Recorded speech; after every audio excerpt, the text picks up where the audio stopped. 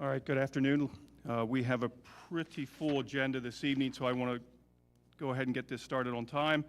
I'd like to call this public hearing to order, and this is the public hearing regarding the transfer of the restaurant liquor license R11714 into the City of Lebanon from Union Township for the use at the premises located at 629 Cumberland Street, and that is here in Lebanon. And council, I would like to remind everyone we're recording this, and to make sure that you are speaking into your microphone so everyone can enjoy this meeting. Good evening. You might have to press and hold. I think it's on now. Can you hear me? Yes, okay? It is. Great, thank you. Good evening again. My name is Brett Wiest. I'm with Buskin Davis Law Offices here in the city. I represent Rob Pham Inc. In regard to the request to transfer liquor license that was previously submitted to council. With me, just to my left, to introduce everyone, is Paul Robertson, and then Lori Smith behind him and their family. So just so you're familiar with their faces. I just want to thank members of council for your time here this evening and organizing this meeting first and foremost. Just to start with a basic overview, I did provide some materials in advance of today, just to kind of give a background of what the request is.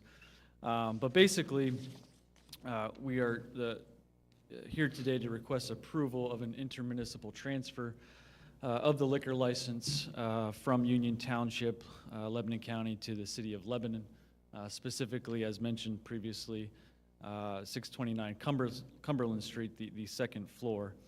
The license is currently owned by the Lickdale General Store in Union Township, and it is a restaurant license. And my clients have an agreement with the owners of that establishment to basically purchase the license subject to the approval of council as well as the Pennsylvania Liquor Control Board. So we are in the midst of going through that process now, and so that is where we're at. But to provide some background on my client, they are a Pennsylvania corporation. They're locally owned and operated by Lori Smith. Her son, again, is Paul Robertson. Paul is actually a longtime employee of the Liquor Control Board as a retail wine specialist. That's what he does by trade. And so in that position, he assists patrons with selecting various types of wine. He's an expert in that subject. And this project is really his vision, is his baby, is what he's the kind of the driving force behind it. And so the vision for the project is basically to create an environment to purchase food and drink that is a unique experience for patrons, where they are not only can consume food and beverage, but where they are actually educated on the products, which is, again, right up Paul's alley and what he does. They're thinking something at this point akin to like speakeasy type, jazz type vibe, with flights, tastings, pairings, local musicians, bands, solo acts, that sort of thing, to be there as well. As I indicated in the information supplied previously to council, the intent is not to be an all-night type establishment. It would be the plan being to operate basically from lunch until 11 p.m. 6 to 7 days per week would be the plan.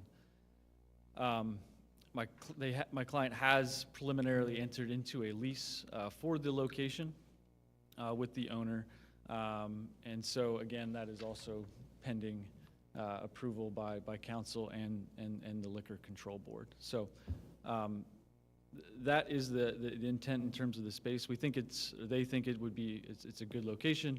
It's in the downtown, the central business district, so the zoning is appropriate. Obviously, there's parking available.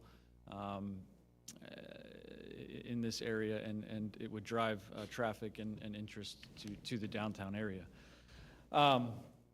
They think it'll be a unique offering, something a little bit different, but also, in line with what's already here in the central business district. So it'll complement, but as well as enhance the current offerings for the area. So that's all that I have right now as far as just general background. Obviously, if you folks have questions, be glad to answer those if I can, but Paul is also available to speak as well. Okay. All right. Thank you. At this time, I will go ahead and open it up for questions from council. You said this is on the second floor of the property? Correct. What yeah. would the capacity of the facility be? 70 to patron-wise? 75 people approximately. Yep.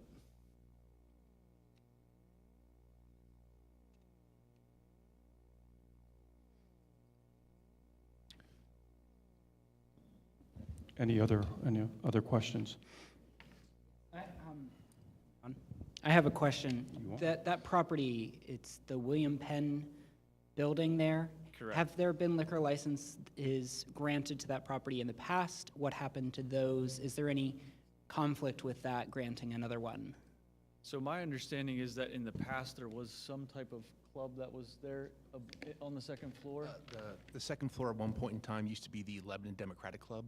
So there was a club license in that particular establishment.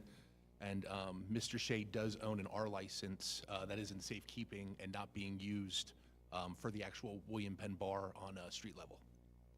Yeah, so my understanding is that the William Penn and I guess the Democratic Club were in operation at the same point in time at one point, and that changed. So we don't see any issue with allowing a license at that location.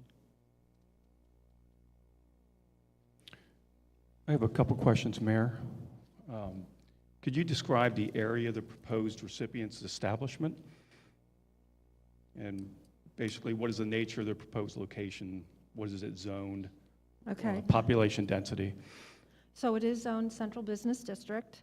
The nature of the proposed location, I think it is, of course, a commercial mixed-use area where we have generally retail, commercial-type services on first floors and residential uses typically on the upper floors. This particular building, we have the William Penn Restaurant and then the vacant William Penn Bar, and as indicated by the gentleman, I'm sorry, Mr. Robertson, their license, it was transferred in 2020 from A&M Pizza and is in safekeeping in that vacant area. I don't know what the intention is there, but it is a license that's associated with the former space for the William Penn Bar. And then on the second and third floors, we have 5 apartments. And then next to the vacant William Penn Bar is Richie's Buy and Sell. So it would be a retail establishment. Okay. So again, it's a mix of commercial and residential uses with the neighborhood in general, with some single families scattered in. Schools, churches, that sort of thing? So I did, Close by? because I actually wanted to know myself the distances, so I did a very amateur but accurate, because it is to scale. I took our Mylar and I scaled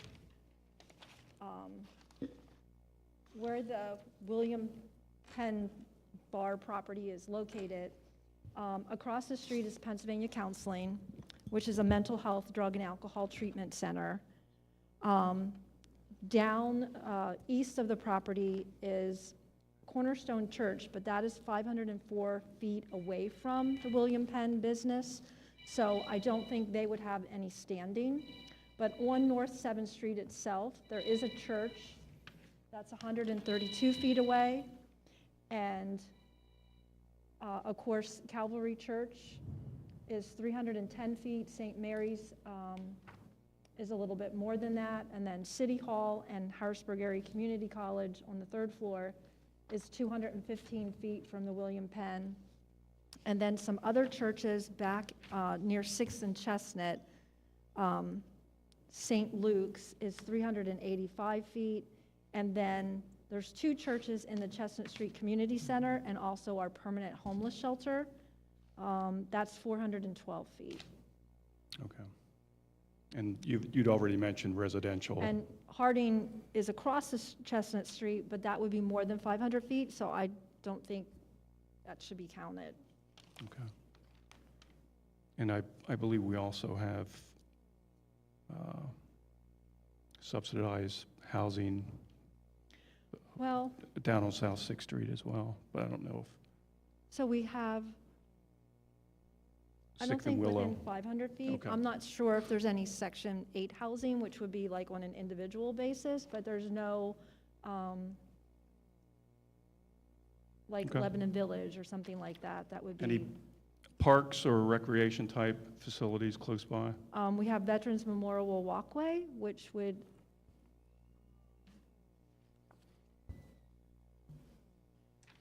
be right north of Willow Street, so that would be more than 500 feet away. Okay. I'm always thinking parking, that sort of thing. So retail, commercial type uses in the central business district would not require required off-street parking. Only the residential uses require off-street parking. So now, is there adequate parking for the use? I mean, people would be parking on the street and then in the 7th and Willow parking lot. Okay.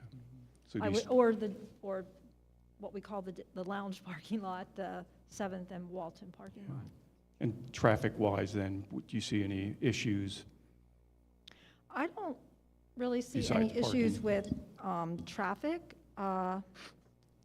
You know, it is the main street through the city of Lebanon. We have our traffic signals. It is a bus route. We do have, located behind this building, the bus transfer station. But whether or not the use would generate that much traffic that it would cause a nuisance or a problem, I don't anticipate that occurring. Okay. Lighting issues? Do you see anything? I think the area is well lit. Back in 2016, we had converted the Victorian lights to LED lighting, which is a more brighter direct light rather than that golden spread out lighting. I would say the alleys probably are not as well lit as the streets. Okay. And closed circuit cameras, security in the So we area? do have security cameras in the downtown. They're mainly focused, most of them on Cumberland Street. We would have one in that vicinity. Okay. The Lebanon Foundation would have one in that vicinity. All right. So the proposed establishment, what is the business structure of the proposed recipient establishment? Is this a bar only, bar and restaurant? Is there a kitchen in this Yep. facility? Paul, you want? Yes, there is a small kitchen in the building. Because you had talked about food and, Right. Correct, yeah, Yeah, I would okay. like to do wine pairings, and yeah, there's a small kitchen. so do you see it as a sit-down restaurant where I would get a menu and order off a menu? I don't know if the menu would get that elaborate. I'd like to work up to that, but to start with, it would be, smaller things, think flatbread or naan with pear and maybe gorgonzola to go with flight of white wines, or say watermelon and feta with a flight of rosés, things like that. Okay. So a light affair with Exactly, that yes, wine? yes. Okay. And is this proposed establishment, is it connected anyway with the old establishment that was there? It is not, no. It is not? Okay.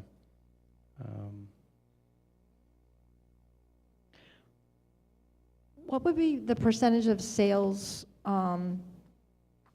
like the alcohol sales to like the other services that you're providing? I guess the light fare.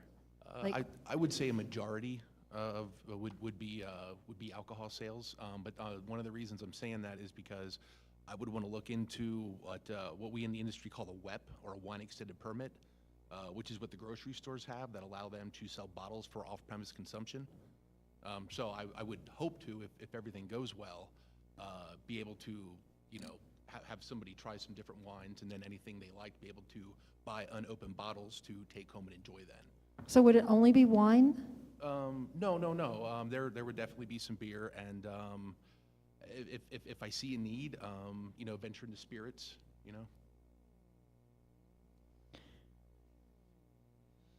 That's a different type of license though, correct? For spirits? Versus No, wine you're, and beer? no, that's covered by an R license, yeah. Yep.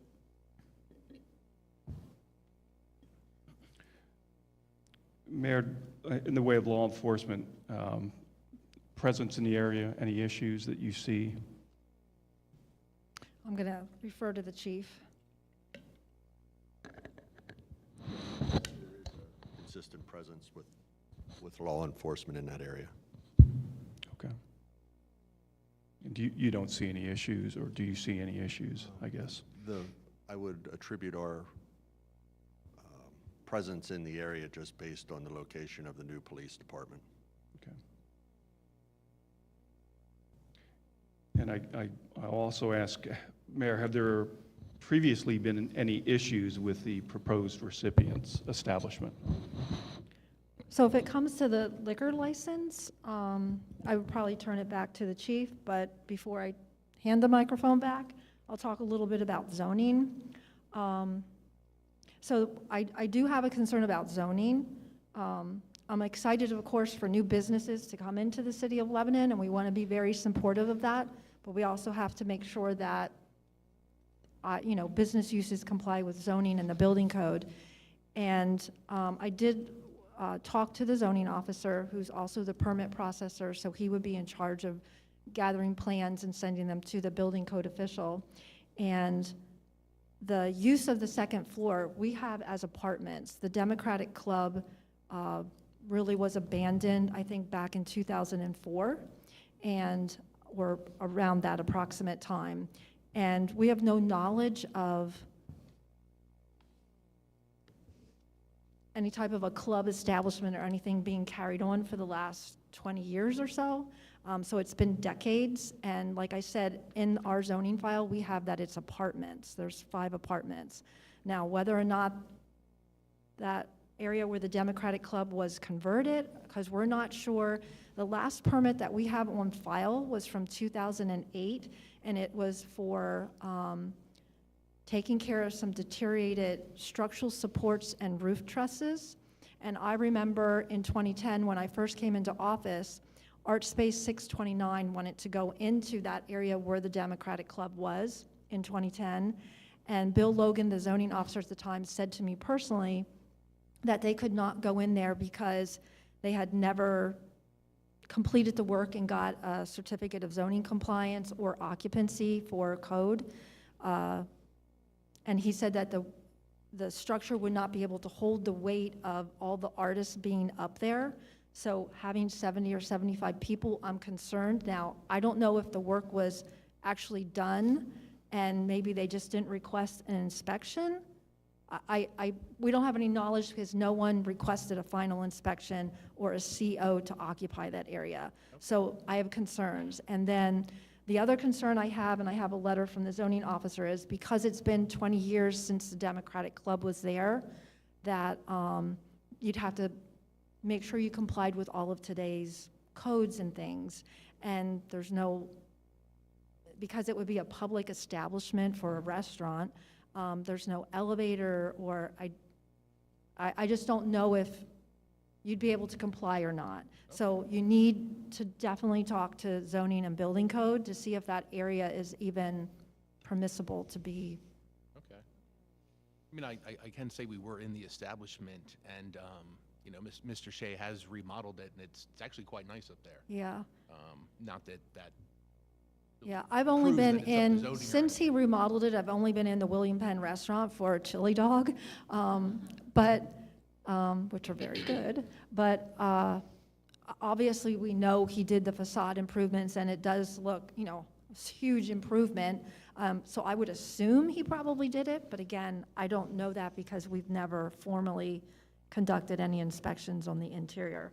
But that's just that small portion of everything that's being looked at tonight. But I'll turn it over to the chief, and he can talk about issues with the liquor license. Chairman and council, 629, 20 years ago, was a liquor establishment, was a social club. I was able to go back in the police records. Our reporting system that we currently have started in 2000. In 2000, between 2000 and 2004, at that establishment at that time that served alcohol, there were 14 incidents that actually generated police reports. 4 of them were assaults, 2 of them involved liquor, 2 thefts, 2 criminal mischiefs, 1 robbery, and 2 disorderly conducts and a police info. Since 2004, there have been 4 generated police reports since that establishment at 629 has closed. 3 of them were actually alarms, false alarms that came in, and 1 of them was categorized wrongly with the wrong address. It should have been actually Richie's Buy and Sell. The address was entered into our reporting system wrong. Okay. Thank you, Chief.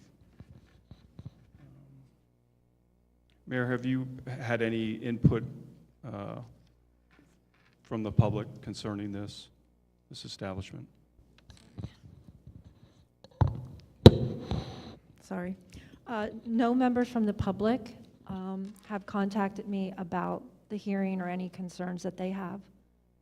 And I think you've concerns within your administration is code-wise. So I think, right, zoning and building code-wise, and probably, you know, going back 20 years ago to the other establishment that was on the 2nd floor, issues that we had at that time, and then issues that we had previously with the William Penn Bar. And, you know, that was actually coming from the Liquor Control Board, actually not the city, that had put the conditional licensing agreement for that particular license at that particular location. And it's our understanding from the Liquor Control Board representative that the Shea family, who has that license in safekeeping, would be required to follow the conditions of that licensing agreement if they ever used that license. We're not aware of any conditional licensing agreement with this particular license. There was a violation at one point at the Lickdale General Store, but that was a couple years ago, I believe, for selling to a minor on one occasion. But, is that correct? Okay. But that would be at that location, not this location. Okay. So just the, that's just factual information, but I'm more concerned about the zoning. All right. What about concerns regarding liability or exposure for the city? Do you see that if we would approve this transfer? I guess the only thing,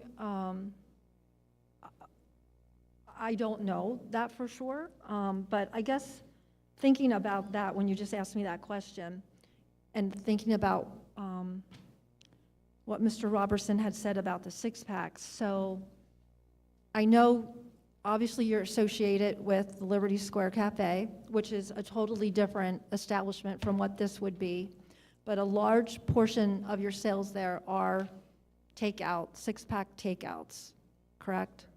Do you know what the percentage would be for? No, I don't offhand. Okay. So, you know, do you think you're going to have just as much takeout sales of 6-packs at this particular location, or No. are you? No, I don't think we would. Okay. Just a question, who is your target clientele for this proposed business? Are you looking to have, You guys. oh, us? Yeah. Oh, okay, so this is a sales pitch now. Yeah. Do I have any other questions from council? Yeah, I'm just curious, where is the entrance going to be located? Where's the ingress and egress for this? It's So it second is, floor, so it's going to be a staircase, I assume. Yes, yes, it is. It's a few doors down from the intersection.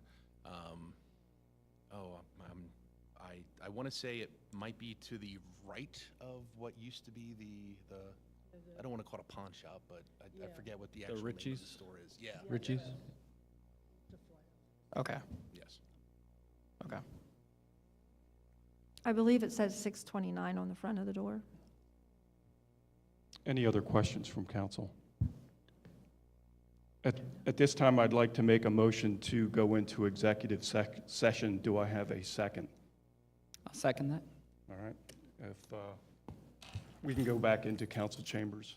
And thank you, everyone, for your understanding So and we're not patience here. adjourning the hearing, we're just going into We executive. are just going into executive session.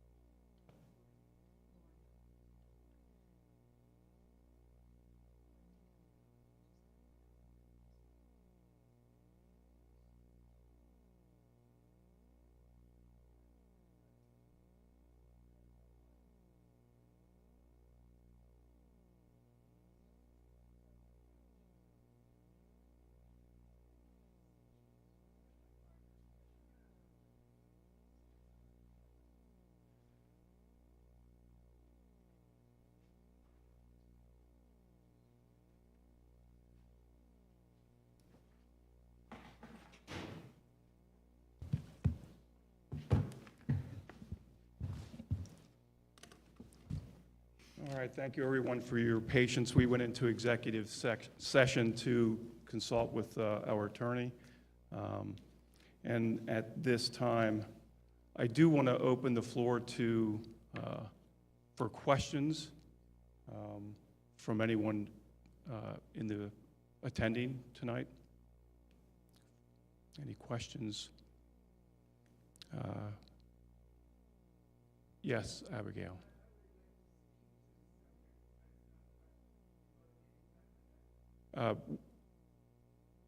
We should do that. We should do that now, but you would have to approach the microphone and, yep.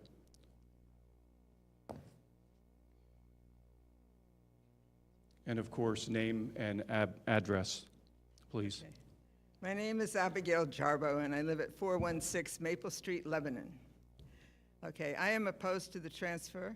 The Bible tells us wine is a mocker, strong drink is raging, and he that is deceived thereby is not wise.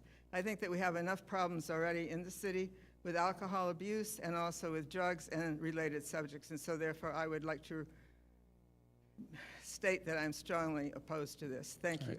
Thank you, Abigail. Any other questions?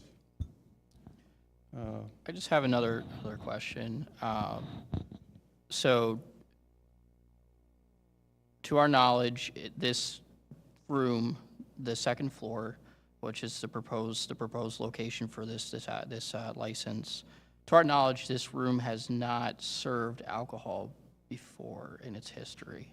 Like in the Democrat committee that met there, did they serve under a license?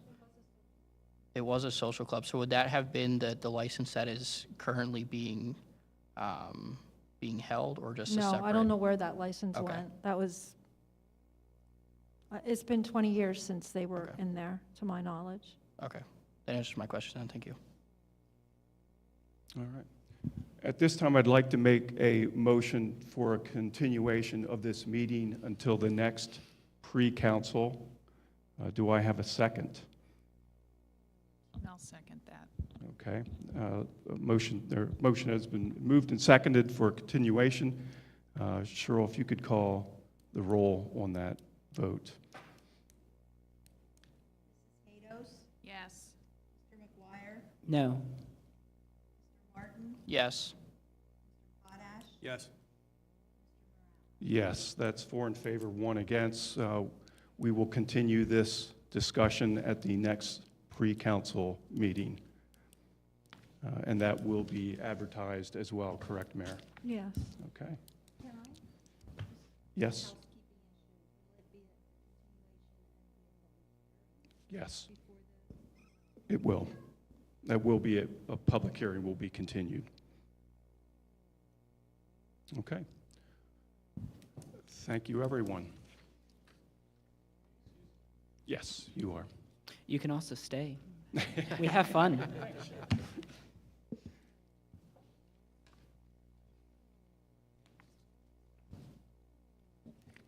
All right, moving on tonight, we have our second, I'd like to call this second public hearing to order to receive comments regarding the 2024 CDBG program, review the CDBG program, and provide an opportunity for public comments on program performance, and to provide an opportunity to discuss the goals and objectives for the 5-year consolidated plan. Hello, can you guys hear me? Yes, we can, Okay. Janelle. Thank you. Okay, so the purpose of today's hearing is to obtain the views and comments from individuals and organizations concerning the city's housing and community development needs. The information gathered will be used in the preparation of the annual action plan for fiscal year 2024. The city anticipates receiving a CDBG entitlement in the amount of $650,000 plus $20,000 in program income in 2024. In fiscal year 2023, the city received $694,547 in CDBG entitlement funding, which was the highest funding allocation the city has received in the last 10 years. HUD determines the amount of each entitlement grant by a statutory dual formula, which uses several objectives measured of community needs, including the extent of poverty, population, housing overcrowding, age of housing, population growth lag in relationship to other metropolitan areas. The proposed budget will be presented to council after HUD announces the entitlement amount for the city for 2024. Funding is planned to be used for police protection, code enforcement, street improvements, administration, and the home buyer emergency rehabilitation program. There is very little funding available for organizations due to the limit on public service activities. The deadline for submitting applications to be considered for funding in fiscal year 2024 program is April 26, 2024. At this time, I'll open up for questions and comments concerning the city's housing and community development needs for the 2024 CDBG program. Thank you, Janelle. Questions from council? And from anyone in attendance this evening? And if you could use the microphone. You have to press that button on the top. Press and hold, and it'll come on. Approximately how much money would be available for organizations? So 15% of whatever is allocated can be put towards public services. However, our crime prevention, police protection, that category falls under that as well. So that would limit the whatever request is requested. If awarded, it would limit the amount that we're able to put towards that activity, which we've funded for several years. But it's 15% of whatever the annual allocation is. So that ranges just depending on how much we're given. So to be transparent, the last couple of years, because our amount has decreased from where it was 20, 15, 10 years ago, we really haven't been able to give those types of grant awards for the last several years. I think for that, we're capped around $96,000 each year that goes for public services. So it really goes to help pay for city services. Any other questions? Hearing none, Janelle, thank you so much. And this public hearing will stand adjourned. All right, moving into the agenda for Monday evening for our regular council meeting, the assignment of the prayer. Brian, you have the prayer. Everyone's received the minutes for February 26, 2024. Please take a look at those before the meeting and be prepared for any corrections, additions, or deletions. You've also received the budget report for January 1st through February 29th, 2024. And Mayor, if you could give us a quick rundown. Sure, thank you, Mr. Chair. So a little less than 17% of the budget year is completed. Our revenues are almost at 15%, expenditures a little more than 10%. Our real estate tax revenue would not have started to come in yet as of the February financial statement. So although we're a little under budget in revenue, it will start to catch up quickly. Expenditures are performing better than budget, so I believe we're in good shape. All right, thank you, Mayor. Any questions from council concerning the budget? Again, take a look at that and be prepared on Monday evening with any questions. And are there any questions from anyone in attendance this evening concerning the budget? Hearing none. Moving on to communications, we have one item for Monday night from Mayor Sherry L. Capello informing council of the appointment of Wayne Tarvin to the Zoning Hearing Board to fill the unexpired term of Michael Barrett, and that's effective March 6, 2024. Mayor? And again, our condolences go out to friends and family of Mr. Barrett. He served on the Zoning Hearing Board for quite an extended period of time and was quite a very nice man and very dedicated to his community, and we're sorry for his passing, of course. So Wayne is a registered architect and a project architect for SAA Architects in York, Pennsylvania. He's a city resident, a great fit for the Zoning Hearing Board. He was appointed by City Council and the mayor as an alternate last November of '23. The Pennsylvania Municipalities Planning Code requires the governing body to make appointments to planning and zoning boards, but the Home Rule Charter states that the mayor makes appointments to all boards, commissions, committees. Thus, both bodies must appoint. So you will see it under communications from my office and also under resolutions. All right, thank you, Mayor. I think I can speak for council when we also share our condolences with the Barrett family and thank them for letting Michael help us in this volunteer effort on one of our boards. And we welcome Mr. Tarbin and thank him for volunteering. But I will allow council any questions. All right, and from anyone in attendance. All right, under resolutions, we have 4 resolutions. The first, confirming the appointment of Morgan Madden, Esquire, as the city solicitor effective March 1st, 2024. Welcome. So, I don't know, Mayor, if you have... Sure. So Morgan works at the same firm that the city utilizes for our labor and right-to-know issues. She's worked with the city in the past, so we are familiar with her work and with her. She works in municipal law, and thus it's been a smooth transition from Tricia to Morgan, and we welcome her to the team. All right, and I think I'll take that resolution, Cheryl. Morgan, welcome. Looking forward to working with you. All right.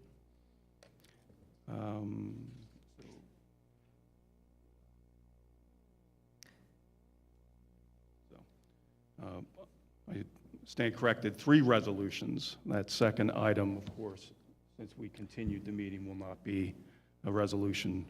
Point of clarification. Yes. Would that need to be tabled at the meeting since it has been publicized? So we should table it and then get back to it at the next meeting. Thank you, Sean. All right. I can motion to table. Okay. Did you, are you making a motion? I think that would have to be done at our meeting on Monday. Yeah, Monday, yes. Okay. Okay. You want to do that, Sean? Sean will, since he knows what he's doing. Thank you, Sean. All right. And that is approving the transfer of restaurant liquor license number R11714 into the city of Lebanon from Union Township for use at the premises located at 629 Cumberland Street, Lebanon. Moving on to the third resolution for Monday evening, confirming the appointment of Wayne Tarvin to the City of Lebanon Zoning Hearing Board to fill the unexpired term of Michael Barrett effective March 6, 2024, and the term expires July 15th, 2024. And the mayor has already alluded to we have to do this by way of resolution. And who would like to take that resolution? I can take that. Brian, thank you. Moving on to the last resolution for Monday evening, authorizing the proper officials of the City of Lebanon to file an application with the Commonwealth Financing Authority for a business in our sites grant and loan in the amount of $2,408,248 for lead and asbestos remediation and rehabilitation for the property at 121 Schneider Drive. The grant is $671,563 and a loan for $1,736,685.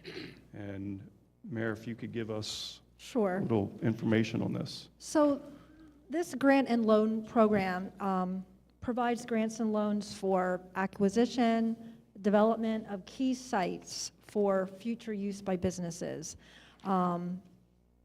or private developers and others. And the program is intended to prepare sites for future use or to remediate and be able to reuse certain properties, which would, in regard to this property, which used to be the former steel manufacturing site, we need to have some sort of grant assistance to help further develop those properties because of everything that's involved, like lead and asbestos. So we do have a special guest with us tonight, and I'm going to let Evan explain what he proposes to do, but it's very exciting. And again, you know, being a former steel building, these buildings just need extra help financially with revitalization because a lot of them are underutilized and we want them to have more productive uses. And what Evan has proposed is, again, going to be very exciting. So if you'd like to take the floor and introduce yourself and what you'd like to do. Do I need to press? hopefully that's Should on. still be on. Okay. Yep. Thank you all for having me. Good evening. Good evening. My name is Evan Reinhardt. I'm really excited to present this project to you all. My grandparents lived in Lebanon until recently, and so I kind of grew up, and that's how I got to know this community, coming to visit them. The first time I walked through this building, I kind of fell in love with it, so to speak.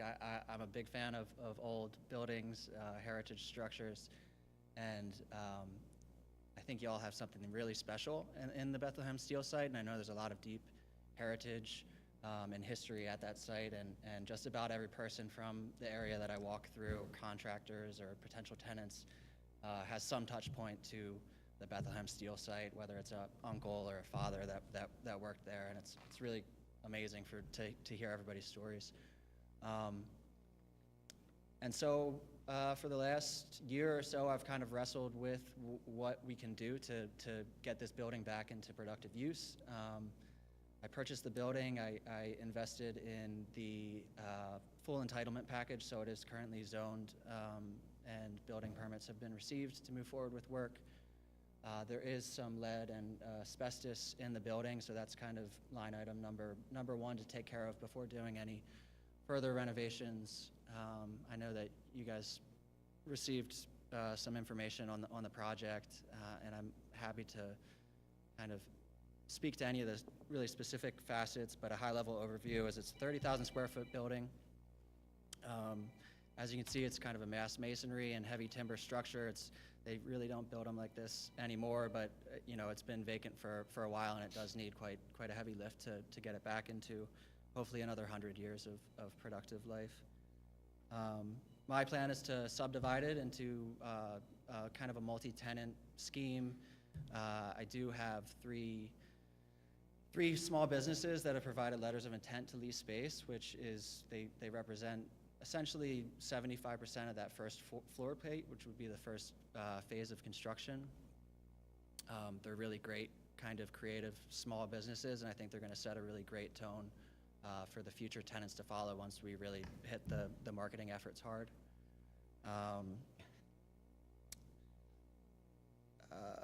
History and heritage, yeah, and I think I also wanted to note, while I'm super focused on my building and really excited about the potential that it represents, I think there's a lot of potential in the Bethlehem Steel site generally, and I think it's not only that, but these buildings don't have that much longer before, you know, they're going to fall into a point where they're not able to be repaired any further. And so my hope is that with this project, I can show the surrounding property owners that the site's ready for something a little bit higher and better, and these buildings can be invested in and become really a economic powerhouse for the city of Lebanon again.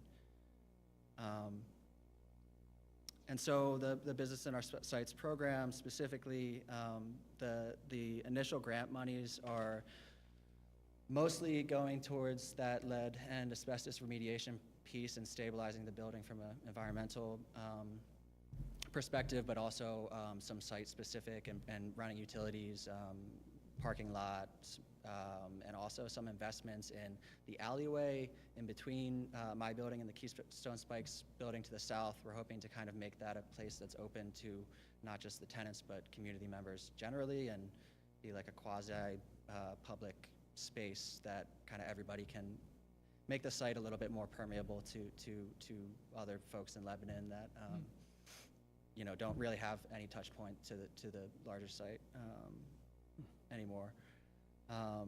So once the grant scope is kind of seen through, you know, there's that whole renovation that needs to happen. That's what that roughly $1.6 million loan would go towards, and that leaves around $500,000 to $550,000 worth of equity that I'll be placing into this building to get this project done.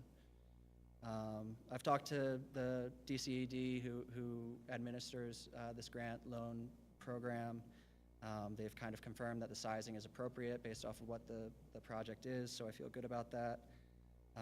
And ultimately, the vision is to have 15 to 25 small businesses of 1 to 5 employees that are kind of benefiting from co-location in the space and reactivating the site. And Yeah, to create a place for not just those businesses, but also folks in the surrounding area to come in and be able to interact with those businesses and kind of regain a foothold or a touch point for the Bethlehem Steel site for Lebanon. Be happy to answer any specific questions that you have. All right. Well, I can tell you, I think we're all excited to, when we got this packet. I know when the mayor presented it, I was really excited. I'm one of those, grandfather retired from Bethlehem Steel. My uncles worked at Bethlehem Steel. So I've been running around this area my entire life.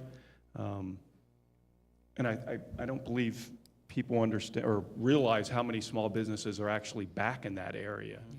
From coffee roasting to, they're making, $500 pans back there. There's all kinds of things being done back in that area. On the other side of the street, So, yep. yeah, it's amazing. So I Absolutely. fingers crossed, it's great. So I don't have any questions. Any council? I mean, this is a great presentation. I don't know if council has any. I do have a question. I want to commend you for your work already done and congratulate you on the zoning and all of that. But I wish you the best of luck that this will be successful. The question I have, maybe Mayor would answer, I don't know. With the loan, what responsibility would the city take on with that loan? Is that anything from us, or are we just the applicants? So this is slightly different from the other application that we did a few months back. You want to explain it?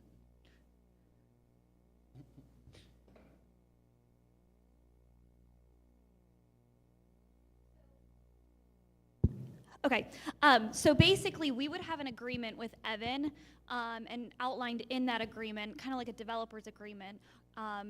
We would be the applicant, it would be in our name, but we'd be transferring to him. So through, in the agreement, we would have language in there as well, kind of like what we've done in our ARPA grant applications with the whole plants. We have an agreement in place, so we're the applicant, they're receiving the funding, they're responsible to be compliant with all of the guidelines, they hold all responsibility. So we're kind of serving as a pass-through because he wouldn't be eligible for the grant funding without the municipality support. So that's why we really need to be the applicant. So, did that answer your question? I think so. Okay. Just in the case that this does not work out and the loan would be repaid, there would be no liability on the city side. We're simply the pass-through applicant. No, so there'll be an agreement in place outlining that in detail, yes. Very good. Thank Yep, you. You're welcome. Any other questions? Would we be the authority, would the city be the authority to oversee that the funds, the grant is moved into the money is used into its proper use? So if I understand that correctly, you want to make sure that the grant monies are going towards the lead and asbestos remediation? Would the city be responsible to make sure that would happen? Yes. I mean, Okay. we would be a part of the process, yes. Okay. And we would have an agreement in place with him, like Mhm. any legal agreement, to make sure they, comply and, Right, besides I mean, Janelle's very good zoning at and, yeah, keeping the communication moving and making sure that we see the documentation that we need to, Mhm. so it won't be for lack of us not communicating. okay.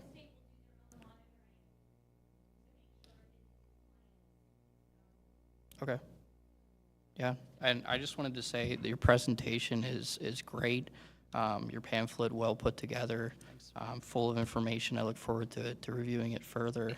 And just for clarification, Evan, you did say that you do already, the zoning has already been approved, and you also have all your permits for projected future renovations? Yeah, we're ready to go. It's like I said, I have these 3 letters of intent of small businesses, and small businesses can't really wait around forever for space. And so Right. I would like to get them in there as soon as I'm humanly possible. Yeah. But yeah, the last piece of the puzzle is to get the capital stack fully lined up. Yeah, okay, well done. And Janelle, when would this grant, when would you be looking at finding out if we indeed approve this? Hmm.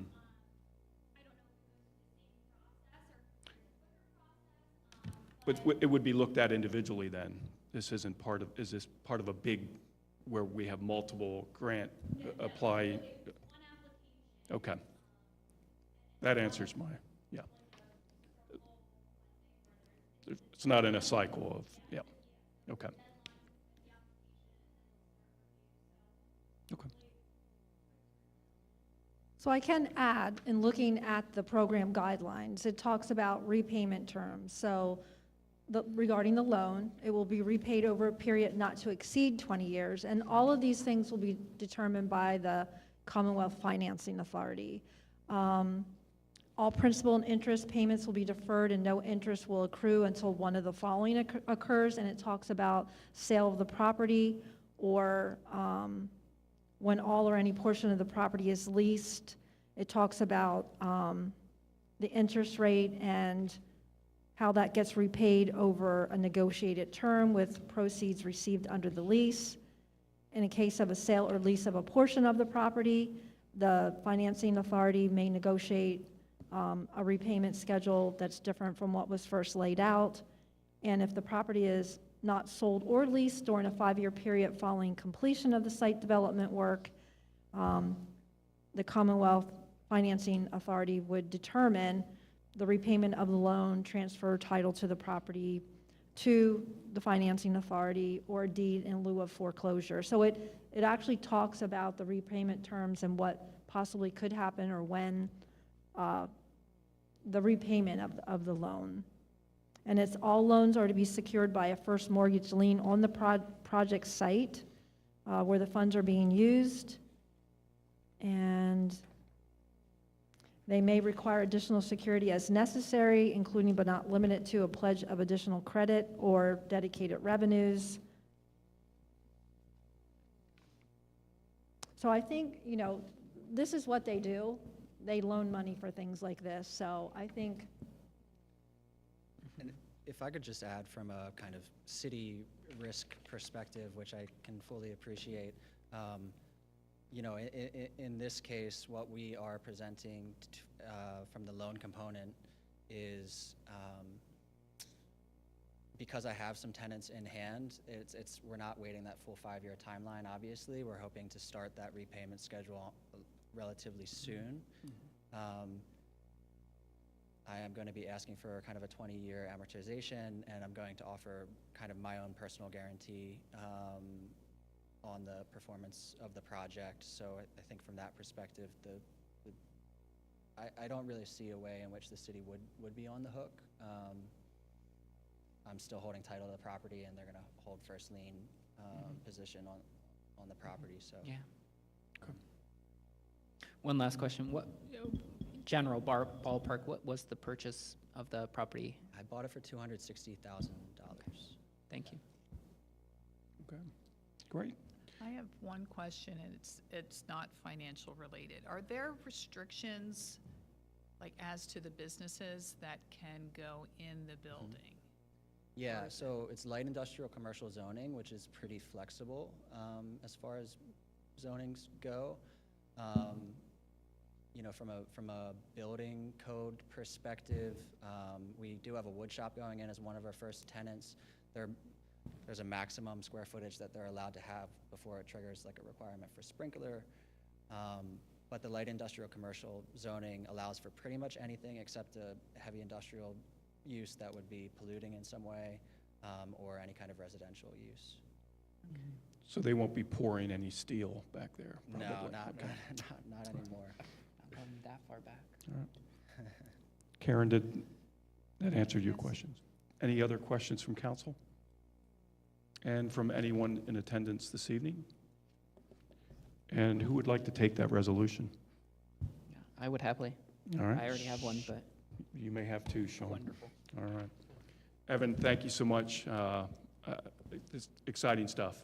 Surely, and I'd also like to extend an invitation if anybody wants to come out and tour the property. Welcome to come do a hard hat tour whenever you like. I would love to take you up on that. Sure. Yeah, 100%. Yeah. Thank you, sir. Thank you, Evan. All right. Moving on, coming down the home stretch here, ordinances, we have 2 items for Monday night. Both of these on final reading. Bill number 1, amending the traffic control map of the City of Lebanon, Pennsylvania to establish a no parking zone on the west side of North 9th Street from Water Street to a point 55 feet to the south. And again, this is on final reading. Brief. So This the was the proposed 3rd time going project through is this. going from the former Northwest Elementary School to a new mini storage facility and a medical office building. We have proposed through a developer's agreement that the developer will pay the costs, and they've already conducted a traffic impact study, and we're asking them to pay the cost of revising the PennDOT permit for the traffic signal permit for the school zones and all of that, and that they would remove the school zone flashers and any related signage. Regarding the reversing of the one-way street, that was done in approximately 2008, back to the way it was initially laid out. We've asked for them to pay for the cost of changing signage, painting of the curbs and whatnot. So the traffic impact study has showed that the 2 uses that they're proposing will generate less traffic than the school, what was generated through the school. And there's going to be 2 full movement driveways, which were proposed on the plans that were a part of the packet a month or so ago. I think that's probably it. Thank you, Mayor. Karen, that's your bill. I don't know if council has any questions. Anyone in attendance? Mr. Chairman, I'll take point of personal privilege. Okay. Bill number 2 then, George, this is yours. This is on final reading, amending the traffic control map of the City of Lebanon, Pennsylvania to establish Water Street between 9th and 10th Street as a one-way eastbound street, and repealing Bill number 34 from sessions 2008 to 2009. Again, this is on final reading. Mayor, quickly. I guess What I said before. what you said before. So, any questions from anyone in attendance? Okay. That is the formal agenda for Monday night. We do have, this evening, we have Abigail Jarbo would like to address council regarding police issues and dangerous trees in Lebanon. Abigail? Hopefully you got that phone figured out? Your cell phone figured out? I don't remember what was wrong with it. Oh, okay. All right. Sorry. It wasn't on mute. Anyway, Okay. first of all, I would like to thank the police for getting me back my dog. My dog was dog-napped. Oh, no. Yes, but the police were very, very good about getting my dog back. So I want to thank them. I do appreciate it. I like my dog very much, and I was not happy when she was stolen. But thank you, thank you, thank you to the police.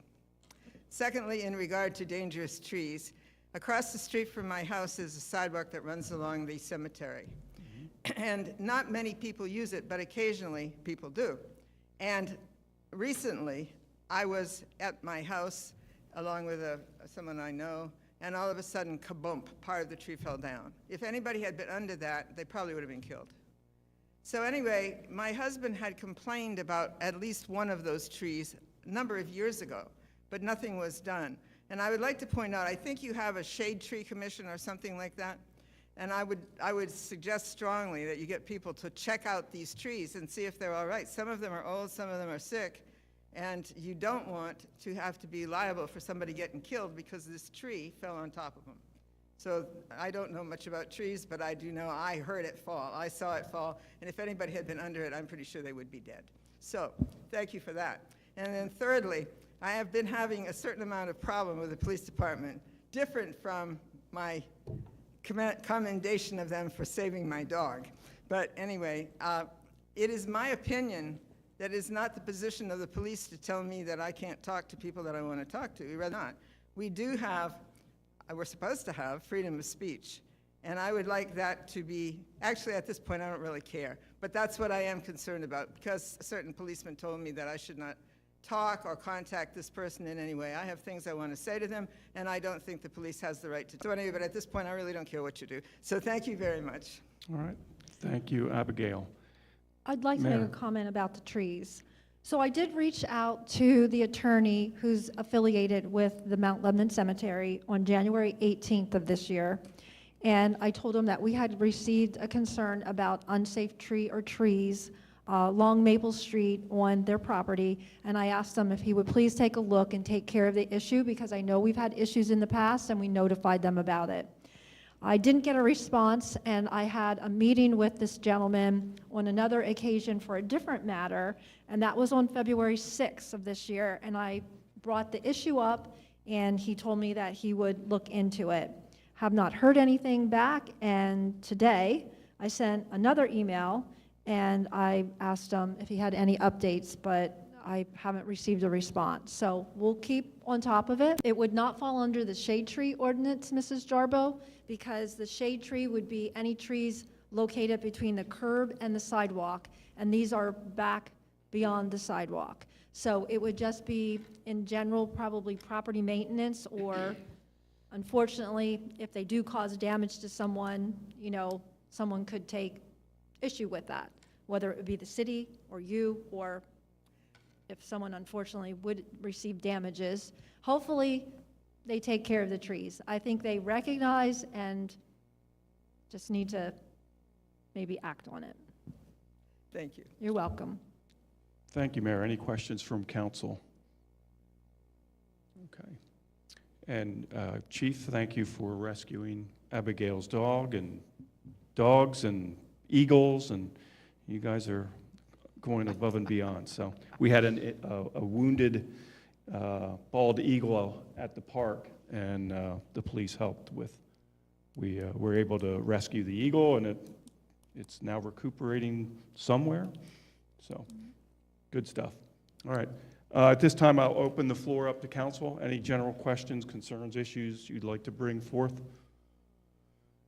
And any other questions from anyone in attendance?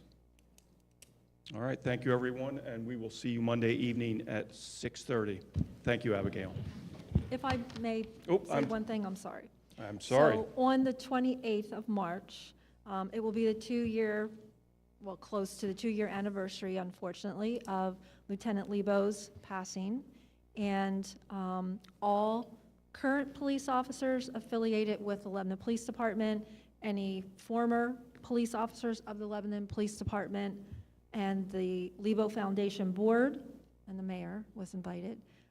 We will be walking the lieutenant's path that he took on his way to work and home every day. If anyone would like to stand along the walk in a respectful silence as we pass by, that would be appreciated and recognized. When we get back to City Hall, that's where we'll be ending the walk. We will be laying a wreath like we did last year, but we will not be having any accommodations or anything inside the multi-purpose room. It will just be a walk in honor of Lieutenant Lebo. I don't know if you want to talk about the umbrella.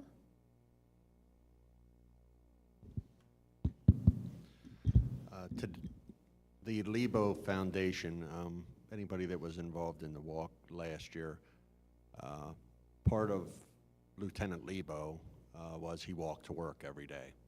That's why we symbolize his remembrance with the walk. We also honor the police profession because Lieutenant Lebo served with the Lebanon City Police Department for more than 41 years. I still sometimes pause when I think 41 years service to this municipality. The interesting thing about the umbrella walk is he left his umbrella at the police department back at home. When we left every day, we walked past it. And when we left our old police department, it didn't seem right to leave it there, so we brought it here. It ended up at a place in our new police department where you don't really see it when you're leaving. You see it when you come in, and just where it ended up. You know, it sort of sits with me that he's here.